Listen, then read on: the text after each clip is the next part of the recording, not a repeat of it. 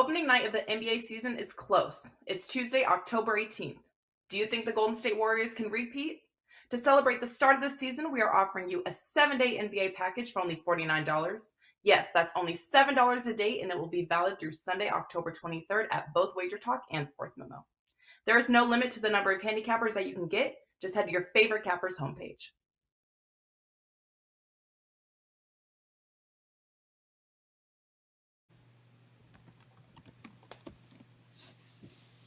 Hey guys, welcome in on a very happy Friday. Can't believe it, Friday again. Week 8 in the college football season. It is upon us. A couple of snooze fest last night, but hey, we got a couple of more tonight, which will prove to be profitable. And of course, great slate of games this Saturday. And joining us here to help sort through all of it are two of the finest over at WagerTalk.com. Is Bryan Power back in the house, ready for more abuse? It's always a pleasure. And of course, Mr.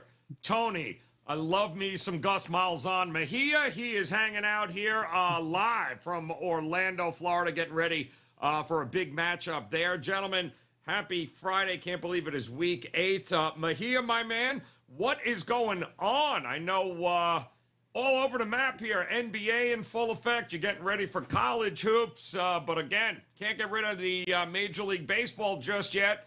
And oh yeah, NFL. What do you got loaded for this weekend for us? Well, damn that roof being open, because I was on the Yankees and Aaron Judge would have hit a home run had the roof been closed. But we digress. And we're on the Gus bus, but a fickle rider, just like everybody in the UCF fan base. I mean, we know that the Auburn tenure ended badly. And the loss to Louisville early in the season kind of left a sour taste in everybody's mouth because the Knights should be undefeated based on the schedule this season. So we'll see how he fares against East Carolina. I should have a 5% play tomorrow, number one in 5% profits in college football. It's an 11-3 run. So hopefully we will have a max play tomorrow that will hit. And then number two in totals since my arrival to haunt you a couple of years ago, Joe. Yes. So we will look to improve on that. And last night I was in on the snoozer in the Sun Belt, so that was a winner. And I anticipated Virginia, Georgia Tech to be much more entertaining. Unfortunately, Jeff Sims got hurt, and they had no answer. Did the Yellow Jackets to? They had some opportunities too to be in that game against Virginia, but. It was the perfect cherry to that missed opportunity that quarterback runs out of bounds on the final play of the game instead of chucking the Hail Mary down. So that was classic indeed. But looking to push forward. Very busy weekend. And here I am ripping Jeff Collins, but turns out, he sucked anyway. Georgia Tech, much more competitive without him. I will just say that, but. Never forgive Virginia for ruining what might have been a Heisman-worthy year for one Armstrong there, and they destroyed him. So kudos, Virginia. Way to go. Talk to me here, Bryan Power. I know Fridays have been, shall we say, extremely profitable since you joined us here on the show. I know you've got a little something locked and loaded for us heading into the weekend. Tell me about it. Yeah, Joe, great to be here, and it's not just Fridays this week that we can brag about. We're seeing them pretty well over the last 7 days. Number one at Wager Talk, going back even further than that, 36-14-2 overall run. It's shaping up to be a monster October, feeling good. All sports locked and loaded. Should be in about 4. I think it's going to be 4 plays for the college card tomorrow. A smaller card. Don't love the card as much as I did last week's when we went 5-1 on Saturday, 4 outright upsets. And, Joe, we had the under on Rice. Thank you very much. So it was a great Saturday. And then we had Virginia last night. I was dreading them blowing that game the entire time. Thankfully, they did not. So that was another winner in college football. But, yeah, 36-14, man. Feeling pretty good. And then the Friday mojo did end last week. We will have a note on that later in the program, but I do have just one play tonight, Friday college football. Really like it. Had it circled from the start. So, it should be another big weekend here for me. All right. Well, it's a couple of good games here tonight, guys, but nothing compares to the games we're going to break down here for you, including one of the most heavily bet games of the weekend. And We'll start in the SEC because it's not getting better than this anyway, right? As we get an undefeated Lane Kiffin and Ole Miss heading to LSU to take on the Tigers. This opened up at 1. I actually picked them in some spots. Went to 1, went to 1.5, went to 2, maybe came back a little bit. There's certainly been a lot of LSU love in the marketplace here. Total is 65. This one, 3:30 Eastern time. Kick in the SEC. Mejia, it's simple, man. Does Ole Miss continue its winning ways and continue its undefeated streak here? Well, yeah, I saw that most people are on Ole Miss on this, and it might be a sucker's bet because they're obviously the undefeated team. And we saw LSU finally look like what we thought they might at the beginning of the season because Jaden Daniels was allowed to air it out. And he's been a check down Charlie for the majority of his tenure in Baton Rouge. Threw for 349 yards against a very suspect Gators secondary. And the LSU pulled away in that, after falling behind early and won 45-35 in Gainesville. So certainly they're riding a little bit of an uptick in terms of feeling good about themselves. Maybe this won't be a lost first season for Brian Kelly, who does have a grace period, just being there for the first time.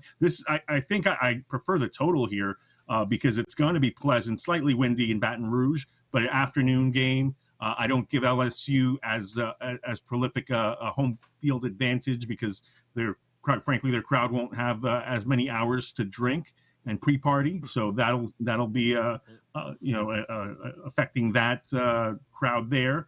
And then you've got an Ole Miss team that's lost 6 in a row in Baton Rouge, looking to snap that streak after snapping a 5-game overall skid against LSU last season. Little bit of a revenge spot too, because Charlie Weiss Jr. is the offensive coordinator helping out Lane Kiffin these days, and his dad was the coach fired at Notre Dame prior to Brian Kelly taking over.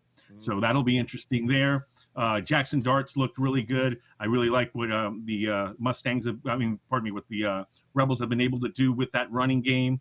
The freshman Hudgens is good, and Zach Evans, the TCU transfer, also able to tote the rock. So it's a different look than the Matt Corral-led team that really utilized the passing game and Corral's athleticism to run that high-octane offense last season. This year they try to play with pace, but Jackson Dart is relying more on the running game. So I think they'll keep LSU off balance. But if Daniels is allowed to air it out some more against that Ole Miss defense, it really hasn't been tested much, then I think we'll see points, and that's where my lean is. I like the over. Yeah, points is probably not a bad way to look in this, but certainly there were a lot of people here, Bryan Power, that when the line opened, going towards the undefeated, but it's been a ton of LSU money across the board in the marketplace. So do you agree with the move to LSU to get it done? I saw minus 125 to minus 140-45 on the money line as well for LSU. Well, look, based on the last 2 weeks, I know where my loyalties lie for this one. 2 Saturdays ago, I faded Ole Miss. The Rebels, they were 17-point favorites at Vanderbilt. They were trailing outright at the half. No need to get into what happened from there, especially Lane Kiffin's decision to punch it in one more time into the end zone. Just 18 seconds left. I don't want to talk about that. That was disgusting. But happier times was last week's bet with LSU, Joe. I had a best bet on them. They were my favorite side going into Gainesville. They trounced Florida. And for this game right here, look, we got 9 remaining unbeatens in college football. 3 of those 9 are underdogs on Saturday. I think Ole Miss, despite being the highest rated of the bunch, is the best to play against. LSU's better team here. I do agree with the way the line is moving. The Rebels don't have a win as impressive as what LSU did last week, not to mention Mississippi State last month. Ole Miss, they struggled in the first half against Vandy. I brought that up. Only beat Tulsa by 8. They were fortunate to escape against Kentucky at home. 2 fumbles by the Wildcats inside the red zone to end that game. And, it was a 7-point game with Auburn last week. Auburn's the worst team in the SEC West this year. So it's just a second road game for the year for Ole Miss. And Tony mentioned it, comes at a place where they've lost 6 straight times going back to 2008. I don't know if we could say LSU should be 6-1, but certainly the opener with Florida State should have gone to overtime. We know the Tigers got crushed by Tennessee, but I think we all found out last week, Tennessee on the short list for best teams in the country. So we can look past that. Brian Kelly had that horrible attempt at a Cajun accent when he first was announced as LSU head coach. But he's got himself a good football team here. They outgained Florida 528, 395, 21-point lead going into the fourth quarter last week. Defense had a problem with some big plays. I think we'll get better tackling at home this week. This is a client play for me. LSU gets the nod. Boom! LSU it is. A little faith there, Brian Kelly, to get a really big win, get back on track here in the SEC. Okay, we'll switch gears, though. We'll head over to the AA7, the American Athletic here. Cincinnati and SMU are going to do battle. The Mustangs here as a dog getting 3.5. That total 60. This is going to be a noon Eastern time kick. Now, all sorts of questions, Tony Mejia, about the health of quarterbacks here, namely, of course, Cincinnati. I believe quarterback Bryant was doubtful, concussion protocol. Is it the backup? Is it not? What do you think we're going to get here in this game? Yeah, I looked to see if we had anything definitive on that because, Ben Bryant did get concussed against South Florida and had a bye week to try and get through protocols and be the starter. He would start if he's available. I'm not sure if he's available. And Evan Prater would get the nod. If he's not, he wrapped up that victory against South Florida, which was far too close for comfort. The Bearcats trailed in the fourth quarter. Fans of Desmond Ridder like Ben Bryant at Cincinnati, but they long for the days when they had a dual threat at quarterback. Bryant's more of a passer, Prater an elite athlete. So a little bit of a quarterback controversy could be brewing there if he plays well in this game. SMU had Rashee Rice, their top wide receiver, missed practice midweek with a toe thing, but he should be good to go. I think it's a day-to-day thing, and just he'll have to play through it. And they got a couple of receivers back against Navy last time out, so their offense should be good to go. Tanner Mordecai ran all over the midshipmen. I know you were happy about that backdoor cover late on the Ty Laptide sneak that cost me, I think, $500 in a FanDuel, so that wasn't fun for me. But anyway, the fact is that SMU is honoring that Pony Express team that went undefeated and got the school the death penalty after the game. It would be far better for the SMU fans to honor Craig James and Eric Dickerson and company after a win, because it's one of those weird occasions where they're doing it post game instead of at halftime. And SMU can absolutely win this game, but be aware. There are wind gusts of up to 40 miles per hour in Dallas that could affect the passing game, particularly if Cincinnati isn't as reliant on throwing the football, if Bryan is out of the lineup and they're riding with Prater. Bearcats defense not as good as it was last season. That's pretty obvious to anybody that has watched them, and it kind of helps that they had Sauce Gardner shutting down opposing wide receivers last season, and now he's doing that for the New York Jets. So interesting game here. You kind of side with the coaching for Cincinnati. Rhett Lashley is just 2-1 at home, lost the rivalry game at the TCU, and the wins over Lamar and Navy, not overly impressive. So from that standpoint, the lean is Cincinnati. I wish I knew who their quarterback was going to be, though. And I believe their leading receiver, Scott, is questionable too, but they are coming off of that bye. They've had some time to heal here, Bryan Power, but they've also been extremely fortunate here on a number of stats. I believe 12 fumbles this year, 8 they recovered of their own there. So they have had some 5 of 7, I think, on fourth downs. They've had a lot of stuff go their way. Might the regression kick in this game against SMU? Well, let's back it up to last week before we get to this game, because as you know, Joe, I usually begin this program by talking about the Friday Mojo. It was a bit of an omission this week, and it was for a reason. I was poised for my 5th straight Friday sweep last week. The under on UTSA Florida International, only a game I could love, was just never in doubt. So that was done.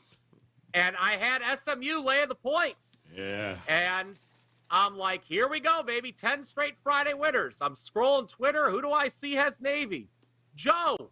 I'm like, oh, boy, here we go.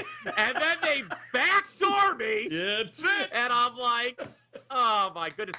To be fair, Navy should have scored some more points early in the game.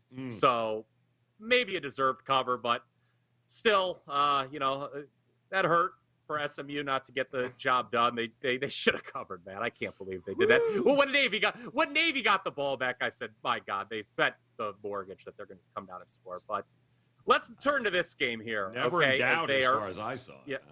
Our troops never quit. Yeah, I mean, it's a military academy. They're always coming after you, Bryan. You know that. I know it. Yeah, SMU looked so interested to play defense on that drive, too. But we are in the Metroplex, as they call it here this week, against Cincinnati. Bryant dealing with the concussion. Joe, you talked about wide receiver Scott. He's injured. Running back Tyner is missed the last game as well. And on the defensive side, linebacker Pace, he was dinged up after that UCF game. Tony brought it up. That game was much closer than the experts thought, Cincinnati and UCF. And Cincinnati, they've won 5 in a row, I believe that it is. Yes, 5 in a row since the season opening loss to Arkansas. They needed a 4th down stop deep in their own territory each of the last 2 games. USF's not very good, and then there was another one against, I believe, Tulsa it was. They pulled away late against Indiana, Miami of Ohio.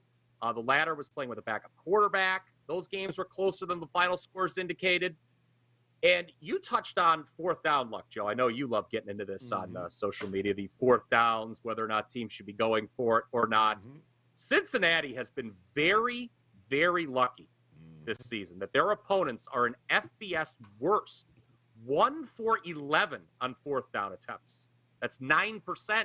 Meanwhile, SMU's opponents have converted 11 of 18 on 4th down. I think Navy was good for at least one of those last week down the stretch. But that luck is due to change, 4th downs. Tony hit on the Cincinnati defense not being as good as it was last year. Lost 3 defensive backs. SMU, with or without Rice, the wind, okay, that gives me a little concern. But this team's 11th in the country in passing yardage, SMU. At home, +3 in the hook. I said LSU's already on my card. This one may make my card. Give me the ponies plus the points. They owe me after last week. And Luke Fickell just 3-10 ATS as a conference road favorite. Yeah, and they don't run the ball that great either. So if they're not able to pass the ball, it's going to be very, very interesting to see what happens to the Bearcats here. 12 o'clock Eastern time, though. The early game slate there with Cincinnati and SMU. And that, of course, leads us to the Big Ten here as Wisconsin. Wait a minute. Wisconsin? You mean terrible Wisconsin somehow still is a favorite against a Purdue team that's played the better schedule, the tougher opponents? Interesting. 2.5 nonetheless, though, even 1.5 in some spots, 51.5 as a total. 3:30 Eastern time here. The total is interesting, Mejia. It always is in these Big Ten matchups, but just feels like Purdue's the better team. But I don't know. What do you think in this one? I mean, I watched Purdue nearly lose to Florida Atlantic. That was Willie Taggart's fault that the Owls didn't pull off that win, and it was a missed opportunity because that was a game that Aiden O'Connell sat out. And since then, the Boilermakers have gotten their act together. They won at Minnesota. Minnesota was banged up, but that's still a tough win. They won at Maryland, and they handled Nebraska in a tighter game than expected, but I had the over and loved the 43-37 final. And so Purdue has beat teams in low-scoring games and high-scoring games. They played Penn State tougher than I think a lot of people anticipated in their opener. Syracuse wouldn't be undefeated if it weren't for a last-second touchdown there. I had the over in that game too, so I love that touchdown. Been a lot on Purdue close calls, and this is an opportunity against Wisconsin to really snap a string of struggles against the Badgers, because there has not been a win under Jeff Brom for the Boilers, and they lose in Camp Randall every year. I think they haven't won there since 2003, lost in their last 7 outings, and obviously this isn't your older brother's Wisconsin team. They've really hit the skids. You thought that maybe after getting rid of Paul Chryst, I think Jim Leonard's keeping that job, first of all, and you thought that the team might respond to a younger voice, a guy that's been there for a while now and was a former player. And then last week's loss that very few people saw coming against Michigan State kind of throws a wrench into that. So we'll have to see. Certainly, this is a game. I think you mentioned Purdue might be the better team. They got to prove it on the field. This is a situation where Wisconsin's won 15 straight in the series against the Boilermakers and covered in 12 of them. Homecoming in Madison, that the crowd's going to be hyped. But let's spoil it if you're Purdue. If you're going to go big and ruin everybody's day and finally get off the schneid there. It's certainly possible, but this is a game that I'll probably watch and stay away from. Okay, watching, staying away from here. But what do you think? Brian, it looks like Wisconsin's beaten who? Northwestern, which looks awful. They Tony mentioned it. Michigan State, this ain't your dad's Michigan State anymore, but they lost to them, and yet I've watched Purdue battle, Penn State in game one, Syracuse. Close losses, tight games, better quarterback, and they're getting points. It just seems too good to be true. What do you think? Well, just taking a look at the Big Ten West in general, my goodness, it's late October, and who would have thought we would ever be saying the road to the Big Ten West may go through Champaign-Urbana? Is Illinois the best team in this division? That's something no one anticipated saying, at least I didn't. I want to look at the total here. So last week, I had Michigan State, which was good because they won outright against Wisconsin. The last 5 Wisconsin games have now all gone over the total. But unlike 4 weeks ago when they allowed 52 points, they're not facing the Ohio State offense here, nor are they facing the Northwestern defense, whom they scored 42 on 2 weeks ago, right after the coaching change. Last week versus Michigan State, it ended up 34-28. We loved that. But it was only 21-21 at the end of regulation. So this 5-game over streak, people need to, question that. First 3 weeks of the season, admittedly against lesser competition, the Badgers defense allowed an average just 8 points per game. The only other game of theirs that I've yet to mention was the one that got Paul Chryst fired. That was a 34-10 home loss to Illinois. That final score, obviously less than the total here. The only Wisconsin game with a higher over-under line than this one was against Ohio State. I just don't think Purdue is going to be able to do what Ohio State did to this Wisconsin defense. I realize the Boilermakers have put up some impressive offensive numbers, especially last week, but Tony mentioned it. Madison, great campus. People should visit it if they haven't done before, but the Boilermakers don't like going. It's been a house of horrors for them. So I actually like the under here, as only 2 of Wisconsin's 7 games have seen 50-plus scored in regulation. Lost to Ohio State, and then when they ran over a terrible New Mexico State team to the tune of 66 points. That shouldn't even really factor into anyone's handicapping a game against New Mexico State. So let's go under Purdue and Wisconsin here. Kind of like that. All right, under it is in what should be a interesting Big Ten matchup with some implications there, at least for Purdue anyway. So there you got it, guys. Got 3 games breaking down for you. It is now time to go around the horn and see if there is a game, either the ones we talked about or any game on the card these guys like a little bit more than the rest. So Mejia, we will kick it to you. Tell us what your best bet for the show is. Well, it probably has gone under the radar for most because they had a cup of coffee in the top 25, and this is their first season at the FBS level. I know where you're going, JMU. I know it. We now have at the highest level of college football a school named after a president that's really good, which is good considering in basketball the school named after President George Washington is terrible, typically year after year. But James Madison, Power at the FCS level for the last few years, made a couple of championship games, actually did not win, beat by the Dakotas. But Kurt Signetti clearly knows what he's doing. James Madison hit the ground running. They won at Appalachian State that got people's attention, and they were ranked going into a game at Georgia Southern where they were defeated 45-38, game that they really shot themselves in the foot in. So this is a revenge spot for James Madison against Marshall. And I think they're going to prove that, this is not your typical newbie at the group of 5 level. I mean, at this point, they're coming in. Fourth in the country in total offense, 531.4 yards per game. That's behind only Tennessee, Ohio State, and Georgia. Those teams have a lot in common at the top of the national rankings. It was a really poor performance against Georgia Southern. They racked up 675 yards of total offense and still lost. So it's not like the offense disappeared. Marshall has really fallen off a cliff. They lost 3 out of 4 since beating Notre Dame. So I think that they're still living off of that win. And they come crashing down. And you know what? Odds makers not exactly biting on the Thundering Herd as the more experienced FBS team. They're an 11.5 to 12-point underdog here. I think they lose by more than 2 touchdowns. So lay the points, ride James Madison. I'm liking it. Boy, the market, some of these spots think it's been all Marshall since it opened up. But I tend to agree with you here, Tony. I think JMU is going to be pissed because they beat themselves in that game. 4 turnovers. Block punt for give me a break, JMU. All right, let's talk here, Bryan Power. Come on, man. Let's see if I'm on the other side of any of your plays here, so I can post it immediately.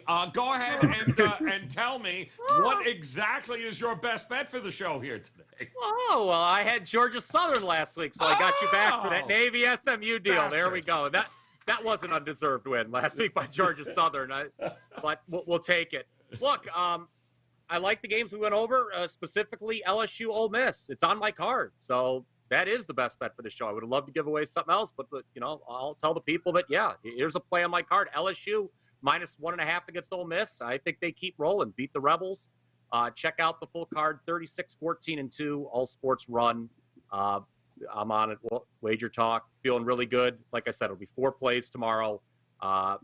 In college football, we'll have soccer, UFC, Major League Baseball, NBA as well. And a full NFL card should be done by the end of today as well. There it is, guys. You got it. Bryan Power going LSU.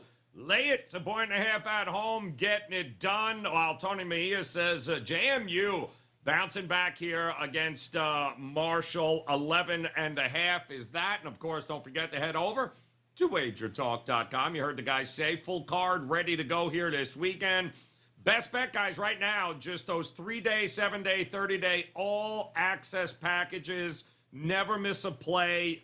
You get them instantaneous. You get the best of the line. That's really what it's all about. Don't guess. Head over, get one of those 3-day, 7-day, 30-day all-access packages with Bryan Power as well as Tony Mejia. It is the best way to go about it. And, of course, you see the free live odds page there at WagerTalk.com. Never miss a line movement either. Great resource there simply by visiting WagerTalk.com. All right, guys, there we've got it here. Week 8 should be a hell of a week. Some really big matchups here. And, of course, we'll be back again next week. Kickoff for Week 9 as we close out the month of October. Good Lord. Please go ahead and download that new WagerTalk TV app. All the content at your fingertips on demand here, guys. All that free content is yours for free. Just download it at the App Store and make plans to come back and join us again next week for another edition of the Happy Hour College Football Kickoff Show. Until then, on behalf of Bryan Power, Tony Mejia, guys, we appreciate the time. Best of luck with your plays tonight and this weekend. We'll talk to you again next week. Good luck.